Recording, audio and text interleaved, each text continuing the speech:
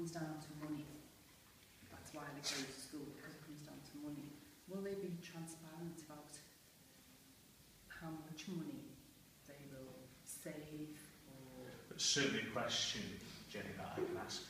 What's the savings by closing the school? Yeah, how much is There it? was figures in the paper. Sorry, Lorraine? That's what, when we had a meeting last night, because of the figures which were frankly out of date figures, so they just weren't measuring up. Because of that, we've actually decided that we want, that we want correct stats, up-to-date stats, and we want the cost per pupil, the amount of surplus across the county, so we can actually be dealing with the truth. And if they're going to come at you for closing for a financial reason, then it needs to be completely transparent. We need correct figures, we need correct surplus numbers, we need to know the demographics of what ages are starting to come through. Not only because, as you say, we've got the new builds and everything. So, we just don't have that information at the moment. So we are going to be hitting England with those requests, so as we know exactly where we're fighting from. So. Just to pick up on that, some of Lorraine's points there was a question like my own partner has over here to come back to it now. There is apparently 17% surplus spaces. That figure, January 2015, doesn't tell where it comes from. The national local target is to reduce this level to under 10%. Well, you can do the maths if you like. We've got 2 spaces, 75 children makes for a full class 100%. And we've got space in year 3, 1 in year 6. Don't need to be a mathematician to work out that's significantly less than 10%, which means we're under the Welsh. Are you actually turning kids away? Have we turned kids We away? have done. We have done. And that's because we've got no room to take them. So to get more kids, we need what? We need to apply to increase our admission number. At the minute, it stands at 10 children per year group. Right. So in order for the school to grow, we would have to apply to increase that admission number. And there's again a consultation period for that. And it's not a straight answer straight away. Do you think that's another reason? Do you think that there's not enough room for expansion to go further in the school? That's another reason why they... It's a tricky one in one sense, because if we, for example, if we increased our admission to 15 per year group, then surface capacity would then increase, wouldn't it? Because you're thinking, well, we've got X number of classes with 50 children in, but you've only got 10 in that one, 9 in that one, and 4 in that one, but 11 in that one. So there are spaces there, even though the classrooms haven't grown overnight. But there is room for expansion. If the school was to stay open, in theory, you could grow the school. We've got abundance of space out there.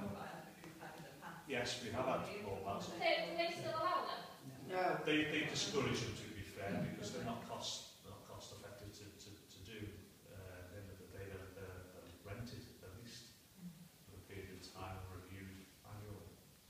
But I don't think it's numbers, because if they mention Rosalie in the assessment, that's 140 children. I think it's to do with land. When we went out yesterday, one of the gentlemen was telling us that a few months ago, a construction company had been going around Flint Mountain and was showing them plans of what they were planning to do, and one of the plans was part of the school field. Really? Yeah. Now, then another lady told us that this land was actually gifted by Maes Edwin. Yeah. And if that's the case, I don't know whether they're allowed to. We're actually looking into that now in terms of the deeds of the school, Yeah. the school ground, and who owns that land, because it could be a parcel there, that might be impacted. They wouldn't be able to build on that land though. No. It's green belt. The land that they can build on goes up to the hedge on the field, and that's it. So any construction going round, they've got no right. That was some bizarre fishing, incident, but they've got no right, which was the problem we had when the school had the publicity about the football pitch, is that the proposals there went beyond the green barrier, and you can't just take designated land like that, especially land designated for education. Yeah. You just can't do it. It's against planning law. Can I just come back to it? Because somebody asked me, I'm not sure, it was already here somewhere, about the criteria used. There are basically 5 key drivers of criteria. One was educational improvement. We've just shown through Estin and challenge advisor comes in every term in terms of how well we're doing. right down to children's books. And they have written glowing reports about the school, as I've asked him. Resilient School Leadership was a very nice quote there, we can pick out the Ashton report. Suitable buildings, they're investing money now